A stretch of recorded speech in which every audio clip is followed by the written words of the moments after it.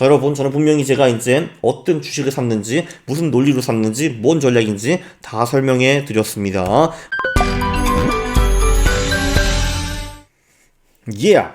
안녕하십니까, 할러님들. 강원국입니다. 나라면 이런 거 사겠다. NCAV 전략. 올해는 제가 3개 전략을 짰습니다. 그걸로 제가 11월에 제 포트폴리오 리밸런싱을 했는데요. 그 중에 하나인 NCAV 전략을 보여드리고, 제가 대충 어떤 종목을 샀나 그것도 같이 보여드리겠습니다. 일단 제가 10,000개 백테스트를 목표로 죽어라고 백테스트를 했는데요. 최근에 좀 바빠가지고 못했는데, 그 바쁜 일이 끝나면은 12월부터 또 졸라 백테스트를 할 겁니다. 어쨌든 11월 4월 최고의 전략을 찾기 위해서 백테스트를 했고, 근데 그 후에는 금융시장을 잘 이해하기 위해서 백테스트를 할 겁니다. 지난번엔 제가 신강원국 슈퍼 가치 전략을 보여드렸는데요. 그것도 꽤 나쁘지 않았죠. 이번에는 제가 가장 좋아하는 전략 중에 하나인 NCAV 전략을 좀 개선해 보겠습니다. NCAV는 Net Current Asset Value, 그러니까 유동자산에서 총 부채를 빼면 나오는 금액인데, 이게 기업의 보수적인 청산가치라고 보시면 되겠습니다. 그러니까 기업을 제가 사가지고 지금 당장 청산을 해버리면은 그 아무리 적어도 이 NCAV 정도의 청산가치는 나온다 이겁니다. 그러면 사실 시가총액이 이 청산가치보다 더 낮다는 거는 말이 안 되는 얘기거든요. 근데 그런 말이 안 되는 기업들이 좀 이따 보여드리겠지만 한국에 꽤 많습니다. 네, 그래서 저는 NCAV, 그러니까 청산가치가 시가총액보다 더 높은, 그러니까 말도 안 되게 싸는 그런 기업들만 사는 전략을 만들 겁니다. 자, 이 전략은 누가 만드셨냐? 당연히 워렌 버핏의 선생인 벤저민 그레이엄 선생이 만드셨습니다. 자, 이 전략도 제가 꽤 열심히 백테스트를 했죠. 제가 쓸 전략이니까요. 끙끙거리고 테스트를 했거든요. 그래서 이제 대충 어떻게 테스트를 했냐 하면은, 이제 NCAV 가치가, 그러니까 NCAV를 시가총액으로 나눈 금액이 가장 높은 20개 종목에 투자를 하는 걸로 가정을 해가지고 백테스트를 돌려봤거든요. 그래서 일단 그렇게 하니까 그 백테스트 결과가 어떻게 나왔냐 하면요.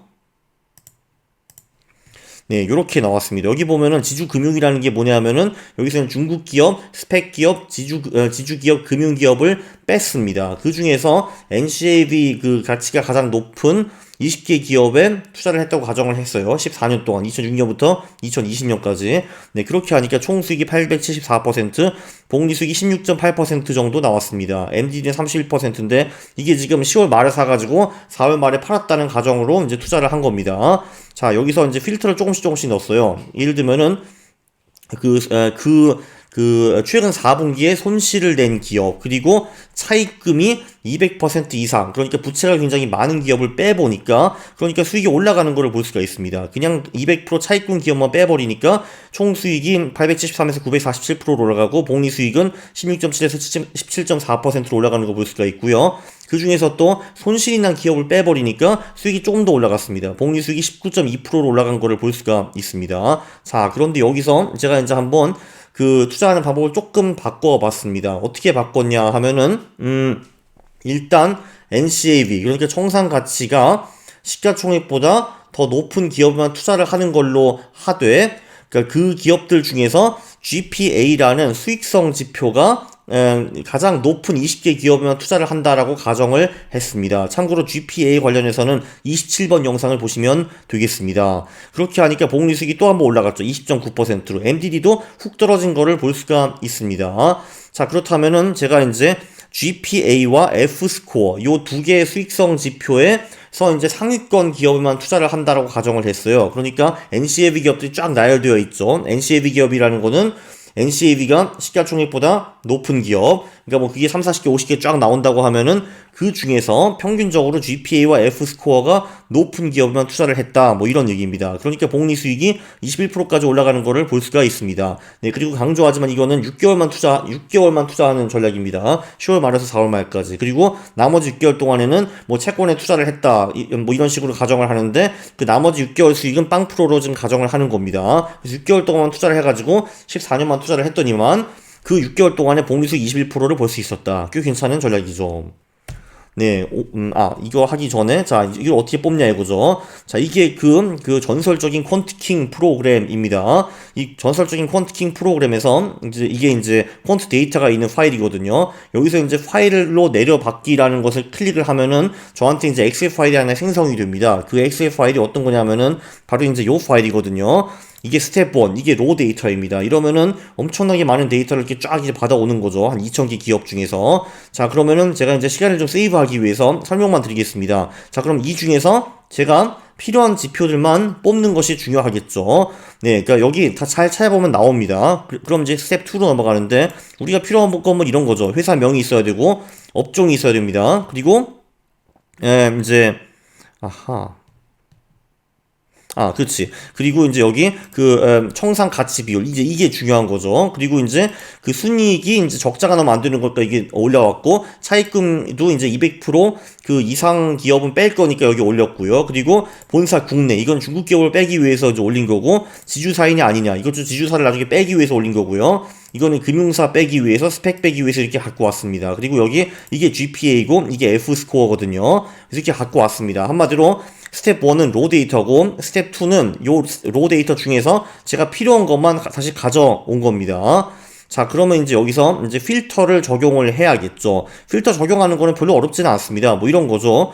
자, 여기서 청산 가치 비율은 자, 100보다는 커야겠죠. 왜냐면은 그 청산 가치 비율이 시가총액보다 작은 기업은 이런 거를 떠보지도 않습니다. 그래서 여기서 100을 넣어야 되고 그리고 이제 여기서 순이익 여기서 적자 기업을 빼야 되니까 이제 보다 큰 흑자 기업만 남기기 위해서 보다 큰 0으로 합니다.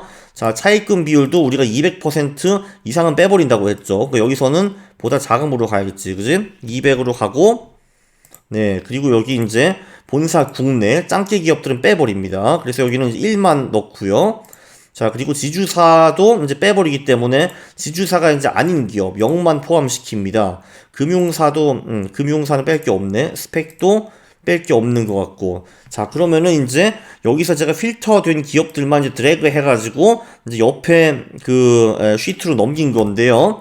네, 옆에 시트로 넘긴 게 이 스텝 3 이미 필터를 한 기업들만 이를 넘겼습니다. 자, 보면은 되게 신기한 게 보이는데요.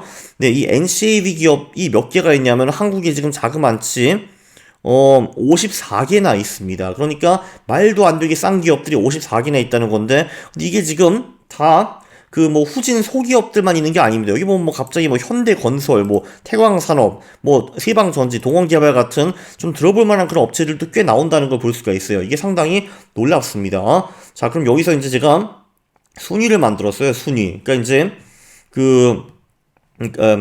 어떻게 순위를 만들었냐면 스텝 4로 가면은 이렇게 했나? 자, 그럼 이거 숨기기를 좀 풀고 되게 간단합니다. 자, GPA 순위라는 거는, 자, 이제 이 폼을 쓰면 되거든요. 이제 랭크라는 이제 함수를 써서 만드는 건데, 한마디로 이 54개 기업 중에서 그 GPA, 지표의 순위를 매기는 겁니다. 그러니까 그렇게 하니까, 파인 디지털이 1위, 태광산업이 3위, 가원미디어가 4위, 이런 식으로 나오네요. F 스코어도 마찬가지로 요것에 순위를 매긴 겁니다. 보니까 9점 만점 기업은 하나도 없었고요.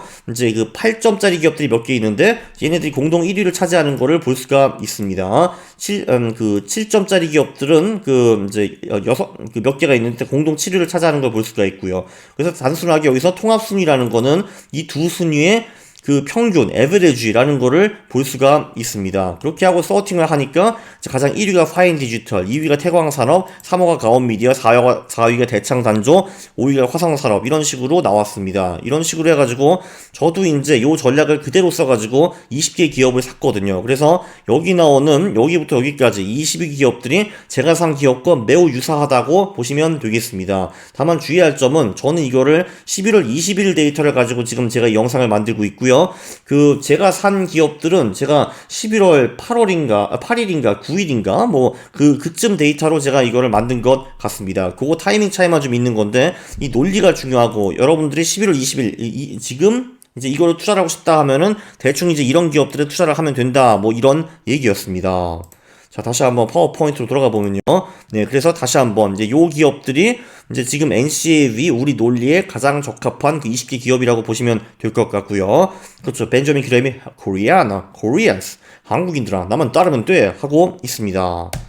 네, 요약을 하면은, 터무니없이 싼 이 NCAV 주식들, 올해는 좀 떠줄까요? 좀 올라줄까요? 지난 몇 년은 좀 그저 그랬습니다. 지난 몇 년 동안에는 뭐 저PB야, 저퍼, NCAV 주식들이 좀 그저 그랬거든요. 근데 왠지 지금 이 저퍼, 저PB, NCAV들이 너무 싸고 너무 많아가지고 이제 대충 좀 뜰 때가 그런 조짐이 좀 보입니다. 특히 미국 같은 데서도 지금 소위 가치주들이 좀 다시 올라오는 그런 그 분위기가 좀 보이거든요.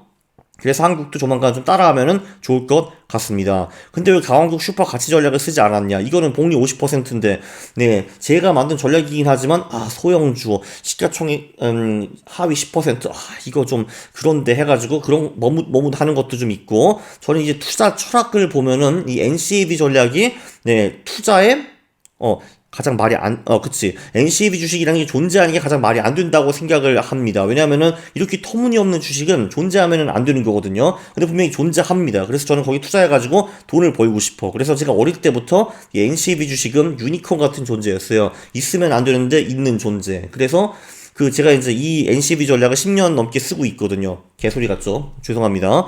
어쨌든, 저는 이거를 10년 넘게 쓴 이기 때문에 계속 그냥 쓰고 있는 것 같고요. 물론 여러분들은 저처럼 이런 매너리즘에 빠질 필요가 없고, 그냥 강원구 슈퍼 가치 전략을 쓴다든지, 다른 전략을 쓰셔도 될 것 같습니다. 확실한 거는 이 NCAV 전략 관련해가지고, 백테스트가 굉장히 많죠. 그레이엄 본인은 1926년부터 55년까지 30년 동안 복리 20%를 벌었다고 자랑을 하고, 그 후에도 딴 사람들이 한 백테스트가 좀 있습니다. 네, 어펜하이머, 그린블라트, 먼티 다 되게 유명한 사람들이거든요. 근데 결론은 똑같습니다. NCAV 주식을 사면은 떼돈을 벌 수 있다. 복리 31%, 29%, 35% 이렇게 나오고요. 그리고 또 1952년부터 2009년까지 NCAV 전략을 미국 시장에서 테스트한 그런 백테스트도 있네요. 보니까 봉이 17.5% 정도 나오는 거를 볼 수가 있습니다. 뭐 20%는 안 되지만 not bad인 거는 맞죠. 자, 여러분, 저는 분명히 제가 이제 어떤 주식을 샀는지, 무슨 논리로 샀는지, 뭔 전략인지 다 설명해 드렸습니다. 그래서 이 영상은 대단히 유익한 영상이라고 저는 생각을 하고요. 여러분도 동의를 하시면은 구독을 하시고 좋아요를 누르는 겁니다. 싫어요를 누르면 제가 매우 싫어합니다. 감사합니다.